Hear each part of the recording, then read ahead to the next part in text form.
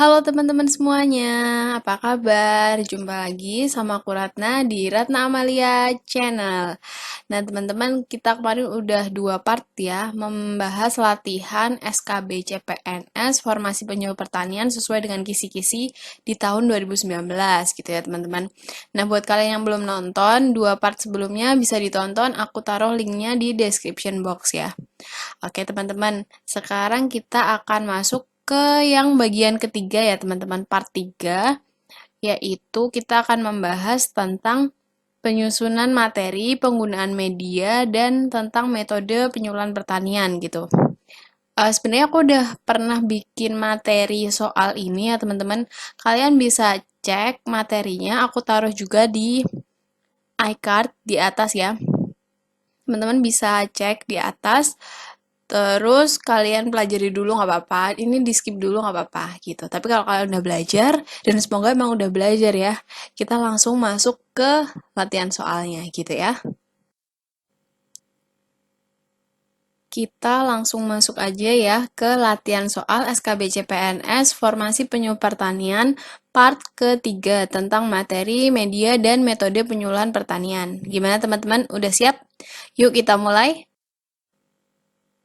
Soal nomor 1, bahan penyuluhan pertanian yang akan disampaikan oleh para penyuluh kepada pelaku utama dan pelaku usaha dalam berbagai bentuk yang meliputi informasi, teknologi, rekayasa sosial, manajemen, ekonomi, hukum, dan kelestarian lingkungan disebut A. Materi penyuluhan pertanian, B. Media penyuluhan pertanian, C. Metode penyuluhan pertanian, D. Programa penyuluhan pertanian, E. Rencana penyuluhan pertanian.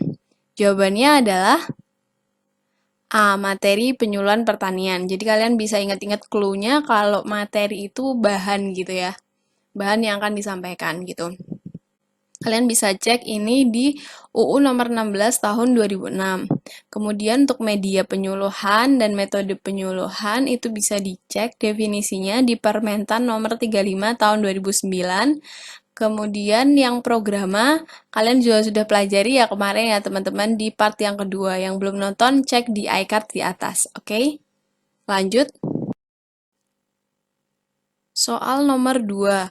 Bahan dan alat bantu penyuluhan yang disusun oleh penyuluh pertanian dalam rangka pelaksanaan penyuluhan pertanian disebut A. Materi penyuluhan pertanian, B. Media penyuluhan pertanian, C. Metode penyuluhan pertanian, D. Programa penyuluhan pertanian, E. Rencana penyuluhan pertanian. Jawabannya adalah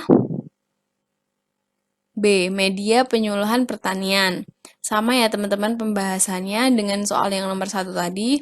Kalian bisa cek definisi ini di Permentan nomor 35 tahun 2009 gitu. Di situ ada clue-nya aja lah yang kita ingat-ingat ya. Tadi materi udah, terus media itu bahan dan alat bantu gitu untuk penyuluhan pertanian. Kalau nanti metode itu cara penyampaiannya gitu ya. Jadi yang diingat kata kuncinya aja teman-teman gitu. Oke? Soal nomor 3, materi penyuluhan pertanian disusun berdasarkan kebutuhan dan kepentingan pelaku utama dan pelaku usaha yang memuat unsur A. Pengembangan sumber daya manusia, B. Peningkatan ilmu pengetahuan, teknologi, informasi, ekonomi, manajemen, hukum, dan kelestarian lingkungan, C. Penguatan kelembagaan petani, D. Semua jawaban salah, E. Semua jawaban benar. Yang mana teman-teman? Ya, jawabannya adalah E, semua jawaban benar. Jadi ada 3 unsur tersebut ya teman-teman. Di poin A, B, dan C itu adalah 3 unsur yang harus ada dalam materi penyuluhan pertanian gitu. Kalian bisa cek di Permentan nomor 3 tahun 2018 tentang pedoman penyelenggaraan penyuluhan pertanian bagian ketiga pasal 40 gitu.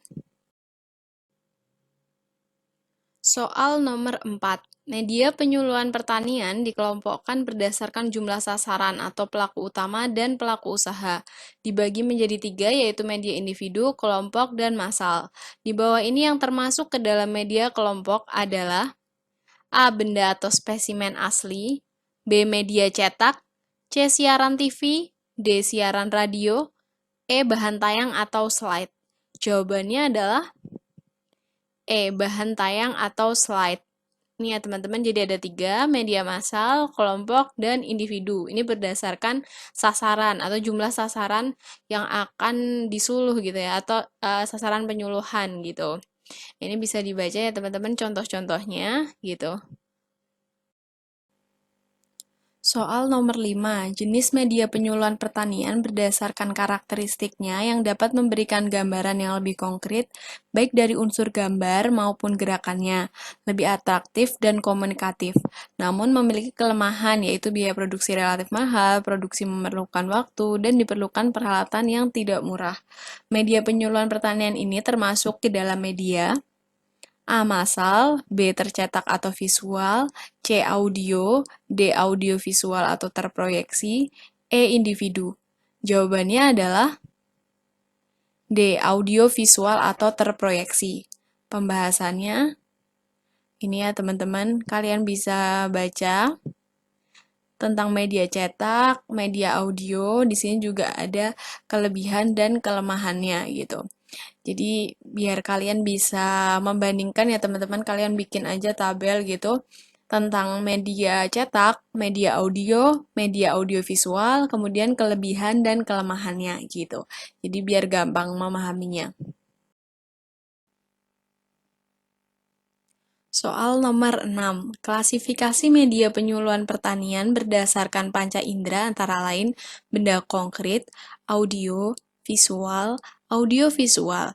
Di bawah ini yang termasuk media audiovisual yaitu A. Individu kelompok massal, B. Film siaran televisi video, C. Spesimen sampel, D. Sketch, foto, poster, leaflet, folder, peta singkap kartu kilat, kaset rekaman siaran radio.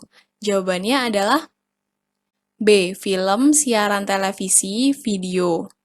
Itu pembahasannya. Yang jawaban A itu adalah klasifikasi media penyuluhan berdasarkan jumlah sasaran.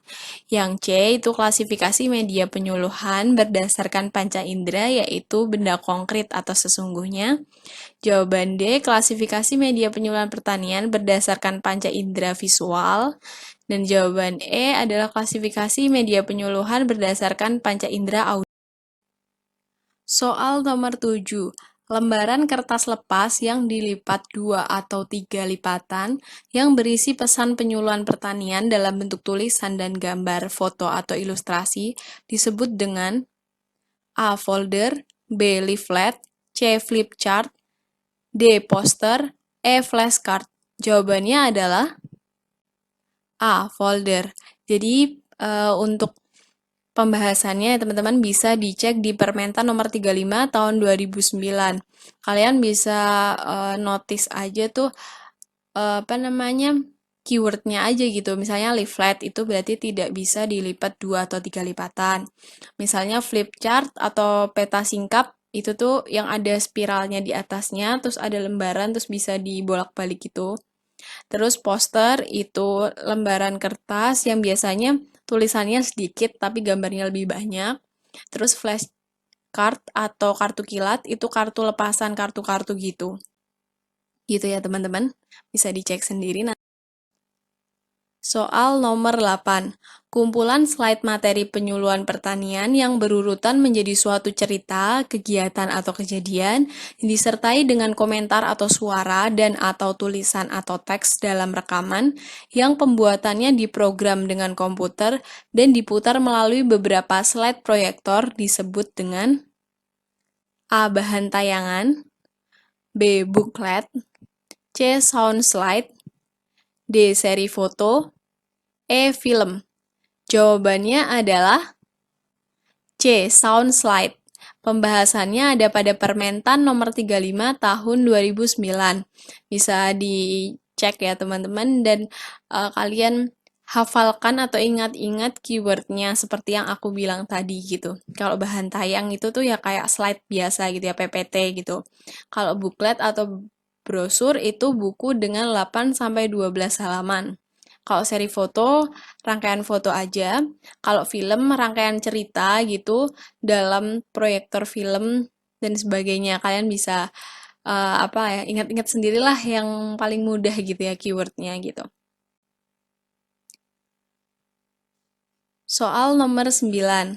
Cara penyampaian materi penyuluhan oleh penyuluh pertanian kepada pelaku utama dan pelaku usaha agar mereka tahu, mau, dan mampu mendorong dan mengorganisasikan dirinya dalam mengakses informasi pasar, teknologi, permodalan, sumber daya lainnya sebagai upaya meningkatkan produktivitas, efisiensi usaha, pendapatan, dan kesejahteraannya, serta meningkatkan kesadaran dalam pelestarian fungsi lingkungan hidup adalah pengertian dari A. Metode penyuluhan pertanian, B. Asas penyuluhan pertanian, C. Sistem penyuluhan pertanian, D. Programa penyuluhan pertanian, dan E. Manfaat penyuluhan pertanian.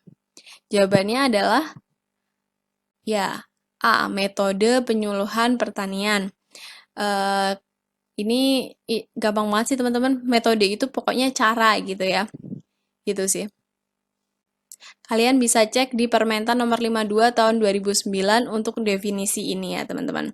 Dan untuk yang lainnya, kalian bisa cek di UU nomor 16 tahun 2006 ya teman-teman. Gitu. Soal nomor 10. Metode penyuluhan pertanian berdasarkan teknik komunikasinya dibagi menjadi dua, yaitu secara langsung dan tidak langsung. Yang termasuk metode penyuluhan pertanian secara langsung yaitu A. Penyebaran leaflet, B. Pemasangan poster, C. Kursus tani, D. Siaran radio, E. Pemutaran film. Jawabannya yang mana teman-teman? C. Kursus tani. Nah, kursus tani ini bisa dicek di Permentan nomor 52 tahun 2009 bab 2 bagian A1. Di situ ada definisinya kursus tani, yaitu proses belajar mengajar untuk pelaku utama beserta keluarganya diselenggarakan secara sistematis, teratur, dan jangka waktu tertentu. Ya kayak ibarat kata orang les gitu ya, ada materinya, terus ada jadwalnya gitu ya teman-teman. Itu kan secara langsung penyampaian atau metode penyuluhan pertaniannya gitu. Soal nomor 11. Jenis metode penyuluhan pertanian berdasarkan pengembangan kreativitas dan inovasi antara lain kecuali A. Temu akrab, B. Temu wicara, C. Temu lapang, D. Temu karya, E. Temu usaha. Jawabannya adalah A. Temu akrab. Jadi, temu akrab ini merupakan jenis metode penyuluhan pertanian berdasarkan pengembangan kerukunan masyarakat, gitu ya teman-teman. Jadi, yang 4 lainnya itu berdasarkan pengembangan kreativitas dan inovasi. Kalian bisa cek di Permentan nomor 52 tahun 2009 bab 2 bagian B. Di situ ada definisinya dan kalian bisa highlight aja keyword-keywordnya ya teman-teman. Gitu, nanti kalian baca lagi gitu.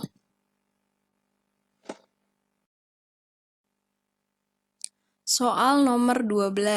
Jenis metode penyuluhan pertanian berdasarkan pengembangan kepemimpinan antara lain kecuali A. Rembuk paripurna, B. Rembuk utama, C. Rembuk madya, D. Mimbar sarasehan, E. Pertemuan umum. Jawabannya adalah E. Pertemuan umum. Jadi bisa kalian cek di Permentan nomor 52 tahun 2009 bab 2 bagian 3 bagian B di bagian ketiga gitu ya teman-teman. Bisa dicek, pokoknya di situ nanti ada definisinya. Kalian bisa highlight aja yang penting-pentingnya kayak misalnya rembuk paripurna itu untuk membahas masalah umum gitu. Rembuk utama itu untuk membahas kepengurusan, rembuk madya untuk melaksanakan Pekan Nasional Pertemuan gitu. Mimbar sarasehan itu konsultasi berkala, kemudian pertemuan umum tuh ya rapat gitu ya teman-teman dengan instansi terkait tokoh masyarakat gitu. Tapi yang masuk ke dalam jenis metode penyuluhan pertanian berdasarkan pengembangan kepemimpinan itu ada 4 itu ya teman-teman gitu. Itu yang perlu dipahami gitu ya teman-teman. Soal nomor 13. Demonstrasi merupakan suatu peragaan teknologi, bahan, alat, atau cara, dan atau hasil penerapannya secara nyata yang dilakukan oleh demonstrator kepada pelaku utama dan pelaku usaha. Demonstrasi yang dilakukan oleh kelompok tani dalam hamparan lahan usaha taninya disebut A. Demonstrasi cara, B. Demonstrasi hasil, C. Demonstrasi plot atau demplot, D. Demonstrasi usaha tani atau demfarm, E. Demonstrasi area atau dem area. Jawabannya adalah D. Demonstrasi usaha tani atau demfarm. Pembahasannya di Permentan nomor 52 tahun 2009. Jadi demonstrasi di sini ada berbagai macam ya teman-teman. Ada cara, itu berarti peragaan cara, demonstrasi hasil berarti peragaan hasil, demplot berarti demonstrasi perorangan ya teman-teman, dem area itu oleh Gapoktan, kayak gitu.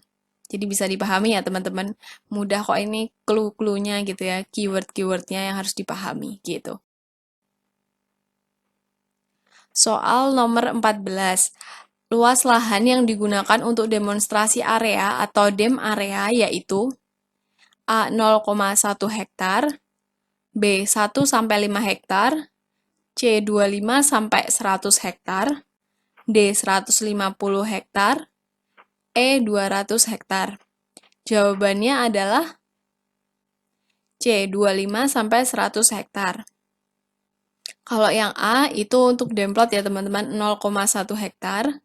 Kemudian yang B itu untuk demfarm 1 sampai 5 hektar gitu. Itu kurang lebih untuk luasan lahan yang digunakan baik dari demplot, demfarm maupun dem area gitu. Kadang suka muncul pertanyaan ini.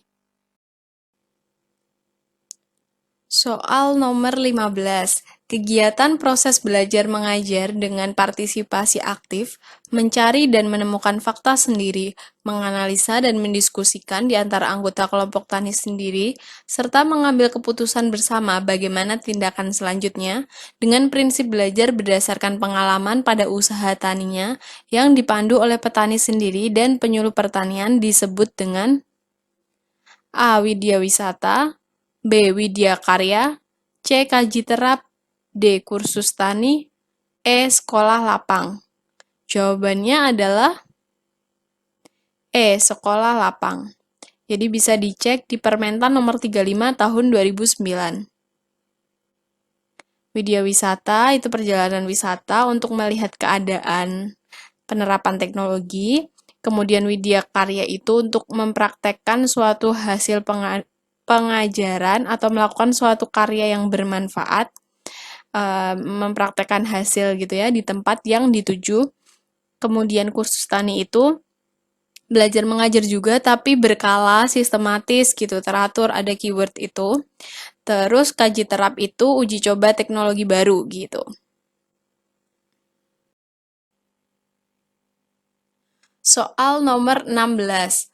Pertimbangan yang digunakan dalam pemilihan metode penyuluhan pertanian pada dasarnya dapat digolongkan menjadi 5, yaitu tahapan dan kemampuan adopsi, sasaran, sumber daya, keadaan daerah, dan kebijakan pemerintah.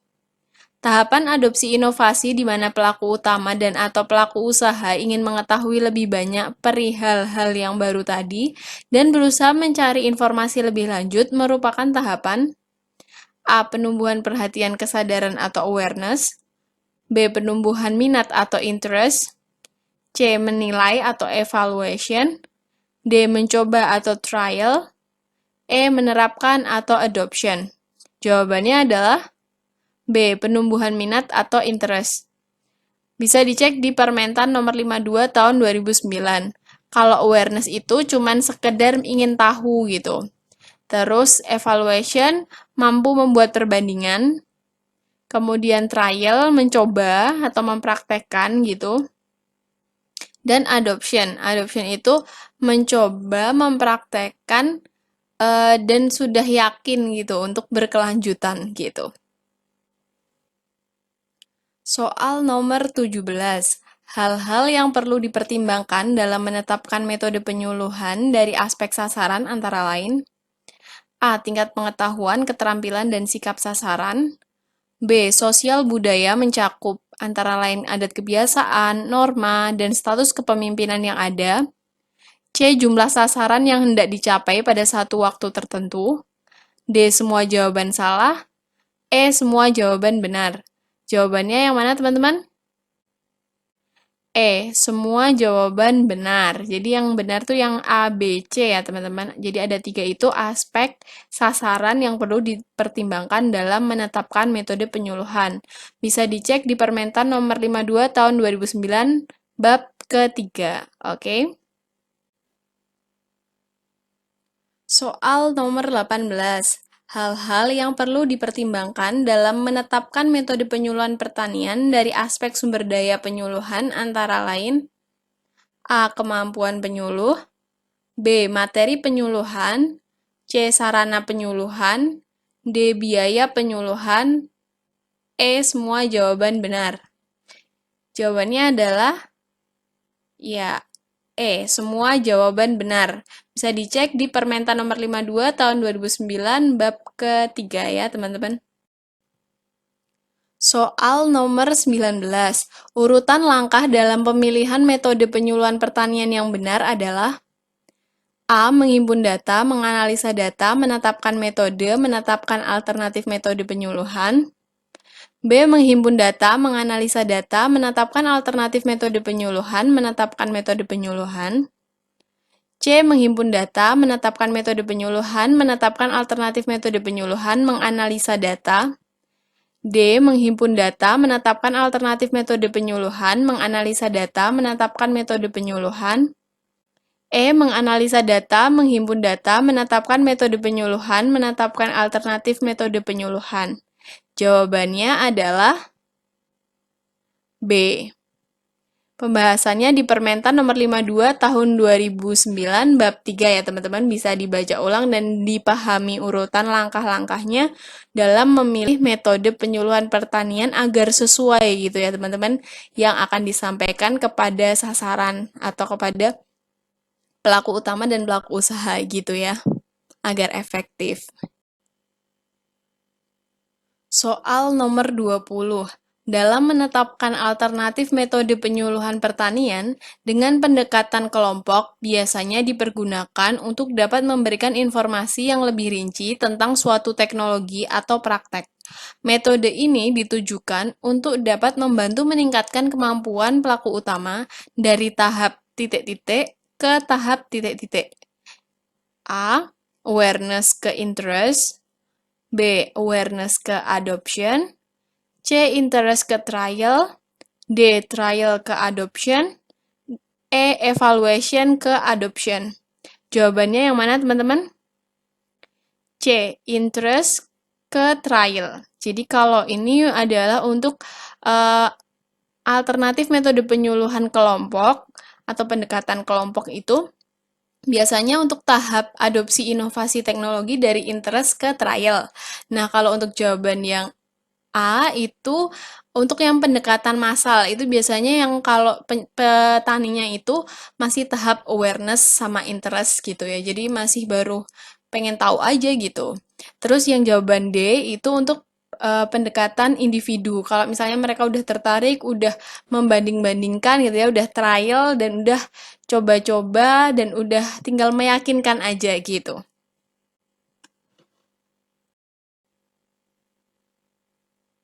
Nah, gimana teman-teman latihan soal SKB-nya hari ini? Semoga menambah wawasan kalian gitu ya, teman-teman, terutama tentang materi, media, metode penyuluhan pertanian gitu ya. Terus gimana nih teman-teman, berapa jumlah jawaban kalian yang benar gitu ya? Nggak buka buku kan, nggak buka catatan kan?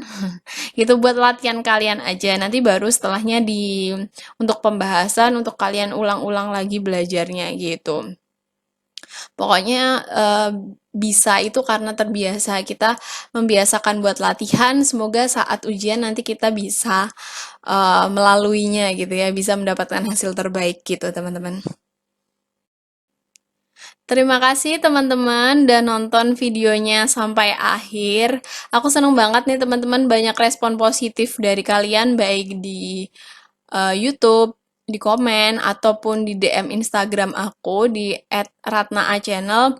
Aku sangat berterima kasih juga ke kalian yang sudah support aku, apa namanya, bisa terus menampilkan konten-konten yang bisa membantu kalian dalam belajar gitu ya teman-teman. Semoga kedepannya bisa lebih baik lagi. Aku tetap minta saran dari kalian yang belum subscribe, silahkan di-subscribe, di-like juga, jangan lupa share ke teman-teman kalian yang memang membutuhkan materi ini gitu ya, agar semakin banyak kebermanfaatan yang bisa aku sampaikan gitu.